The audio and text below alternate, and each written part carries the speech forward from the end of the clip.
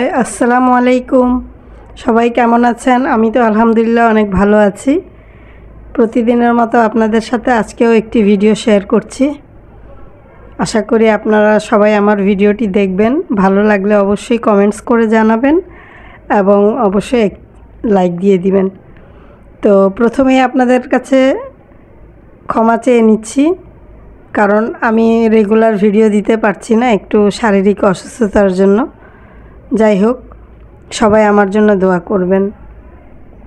আজকের ভিডিওর ফার্স্টে যে ছবিগুলো আপনারা দেখলেন, সেটা দেখে আপনারা নিশ্চয়ই ইতিমধ্যে একটু অবাক হয়ে গিয়েছেন, তাই না? তো এটা হচ্ছে মাল্টিভ্লগ শারমিনকে তার হাজব্যান্ড, হবু হাজব্যান্ড আর কি, রাজ, সে শাড়ি পরিয়ে সে দেখছে যে তাকে কেমন লাগছে বা লাগবে এবং কোন শাড়িটা তাকে মানাবে, সেই হিসেবে আর কি শাড়ি কেনা হবে। তো ভিডিওটি দেখে এটা আমি একটু অবাক হইলাম যে মানে তার এই বয়সে যে মানে তারা যে ইউটিউবিং করে, ঠিক আছে, এটা বুঝলাম, কিন্তু মানে এরকম একটা পর্যায়ে যে দোকানে এত লোকের সামনে সে তার ওয়াইফকে, হবু ওয়াইফকে শাড়ি পরিয়ে দেখছে কেমন লাগে। তো ভিডিওটা আমি যখন দেখলাম আর মনে মনে একটা জিনিস চিন্তা করলাম, সেটা আপনাদের সাথে শেয়ার করি। তানু মণ্ডল, যে হচ্ছে গিয়ে বাংলাদেশি মম তিশার মেয়ে, যার বাবার কোনো পরিচয় নাই, সেই মেয়েটা যখন তার বিয়ে উপলক্ষে ঢাকায় আসছিল কেনাকাটা করতে, তখন কিন্তু তার হবু হাজব্যান্ড ছিল তখন সেই কুমড়ো পটাশ সাকিব, সে এসছিল। তো এখানে যেটা কম্পেয়ার করতে পারি সেটা হচ্ছে তানু মণ্ডলের বিয়ে, এটা হচ্ছে ফার্স্ট বিয়ে ছিল এবং তানু মণ্ডল হচ্ছে মাল্টিভ্লগ শারমিনের চেয়ে বয়সে ছোট। তো এরকম আবেগ এবং মানে ইমোশনাল ব্যাপার স্যাপার তার মধ্যে যদি একটু দেখা যাইতো, সেটা হয়তো একটু ভালো লাগতো, তাই না? তারপরে সেটা হয়তো ভিউয়ার্সরা অনেক সময় হয়তো মেনেও নিত। কিন্তু এই যে এই মাল্টিভ্লগ একেবারে চতুর, মানে চরম চতুর, সেই চতুর একটা মেয়ে, সেকেন্ড বিয়ে এবং হাজব্যান্ডেরও সেকেন্ড বিয়ে। তারপরে সে যেভাবে তার বিয়ের আয়োজনটা গুছিয়েছে, মনে হচ্ছে যে তার লাইফে মানে এটাই ফার্স্ট বিয়ে। এর আগে সে কখনো বিয়ে করে নাই। হাজব্যান্ড কী জিনিস বা স্বামী কী জিনিস, সেই সব বিষয়ে তার কোনো অভিজ্ঞতা নাই। সে মানে একটা আছে না যে লিমিটেশন রেখে, যেহেতু এখনও তাদের মধ্যে কোনো মানে পার্মানেন্টলি কোনো একটা রিলেশনে তারা যায় নাই। আর এটা হচ্ছে ইন্টারনেটের মাধ্যমে যে জিনিসগুলো ছড়িয়ে যায়, সেটা কিন্তু খুব দ্রুত, নোংরা জিনিসটাই কিন্তু দ্রুত ছড়ায়। তো তার বিষয়টা হচ্ছে সে ভিডিওটা করেছে, ভালো করেছে, ঠিক আছে, বুঝলাম।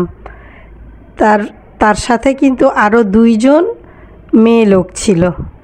সেটা হচ্ছে গিয়ে কি মেকআপ ভুতুরি মিম এবং তার ওই যে পটকা মাছ আর কি, যে থ্যালাসেমিয়া রুগী, তার বড় ভাই, সে ক্যার করে, যে নাকে নাকে কথা বলে, সে ছিল। আচ্ছা, ভাই না হয় ক্যামেরা ধরেছিল, বুঝলাম। তারপরে শাড়িটা তো পরিয়ে বা গায়ের সাথে সুন্দর করে লাগায় যে কোনটা ভালো লাগতেছে, এটা কিন্তু একটা মেয়ে লোকেরই কাজ ছিল সেই দোকানে এত ভরা মজলিসে, তাই না? তো এখানে কথাটা এটা না, কথাটা এটা হচ্ছে রুচির বিষয়টা চিন্তা করে দেখেন যে এরা কোন লেভেলে গিয়ে পৌঁছাইছে। এবং 2 দিন পর যে বিয়ে, মানে একটা মানুষ দেখবে, এটা যাবে সোশ্যাল মিডিয়াতে যাওয়ার পরে হাজার হাজার মানুষ দেখবে, দেখে কি বলবে? খারাপ বলবে না? নিশ্চয়ই খারাপ বলবে। আমি অনেক বিয়ে দেখছি, অনেক হাই ফ্যামিলির বিয়ে দেখেছি, অনেক মিডল ক্লাস ফ্যামিলির বিয়ে দেখেছি, বা গরিব ফ্যামিলিরও বিয়ে দেখেছি, কিন্তু এতটা মানে নিজেকে একেবারে ওপেন করে দেওয়ার যে বিষয়টা, সেটা কিন্তু এই ভাঙ্গারি পরিবারের ফুল ফ্যামিলির লোকের কাছেই এই জিনিসটা পাবেন। তাদের আসলে মানে কি লজ্জা বা একটা আছে না, মেয়েদের যে একটা এই বিষয়গুলোতে একটা লজ্জা কাজ করে বা হেজিটেড ফিল করে যে না, এই দৃশ্য বা এই ইয়েটা দেখানো উচিত না, খারাপ দেখা যায়। তো বিয়ে তো হবেই, বুঝলাম বিয়ে হবে, ওটাই হাজব্যান্ড, এটাও বুঝলাম, কিন্তু জিনিসটা খুব খারাপ হইল না? তো এখন আমি যেটা মনে করি যে ছেলেটাও যেমন এবং মাল্টিব্লগ শারমিনও তেমন। তো যাই হোক, সামনের দিনগুলো দেখা যাক। আর মাল্টিব্লগ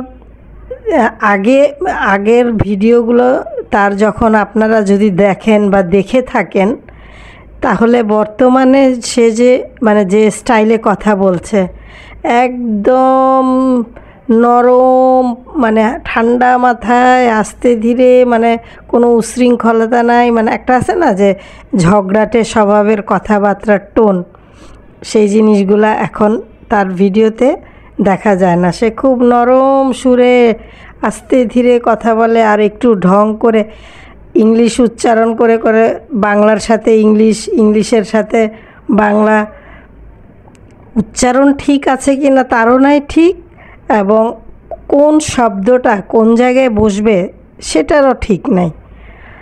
তো ঠিক আছে, এখন আর তাকে নিয়ে কিছু বলছি না।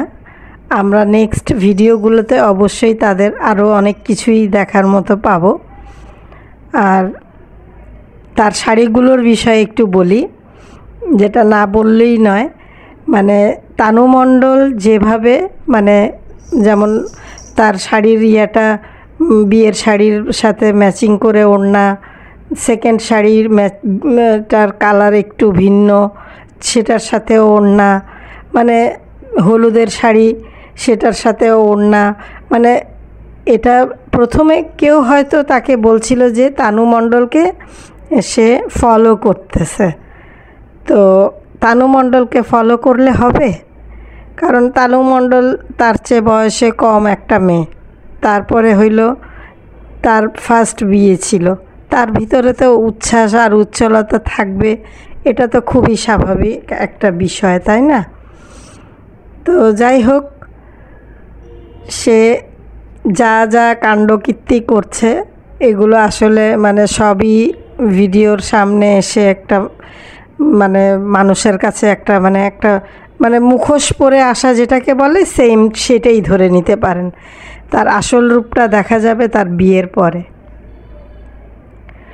আরেকটা কথা আপনাদের সাথে শেয়ার করছি। গতকাল আমি একটি ভিডিও আপলোড করেছিলাম মরিয়মের হাত ভাঙা নিয়ে, অর্থাৎ সারিকা, যার বাবা হচ্ছে কিবরিয়া ভিকটিম ফাদার। সেই মরিয়মের হাত ভাঙা নিয়ে মরিয়মের মা কালকে কি বলেছিল, আপনারা ভিডিও দেখেছেন কি না জানি না।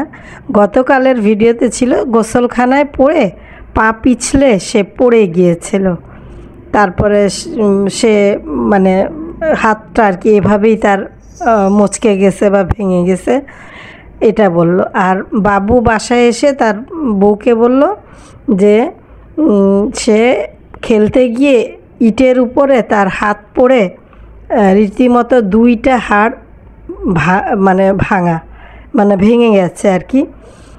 তো খুবই সিরিয়াস বিষয়টা, বাবুর বলার স্টাইলেই বোঝা যাচ্ছিল যে বিষয়টা খুব সিরিয়াস। কিন্তু আজকে ওই প্রতিবন্ধী মহিলা সাবিনুর, অর্থাৎ মরিয়মের মা, সারিকার মা, যেটাই বলেন না কেন, সে আজকে ভিডিওতে এসে কিছুক্ষণ বকবক করে গেল এবং সাফাই গাইল আমার মেয়ে, আমার মেয়ে, আমার বাচ্চা, আমার হ্যান ত্যান, যাই হোক এগুলো তো সে অলওয়েজই বলে। তো তোমার মেয়ে হলে তো তার কিবরিয়ারও তো মেয়ে, তাই না? কিবরিয়া তো বলতেই পারে।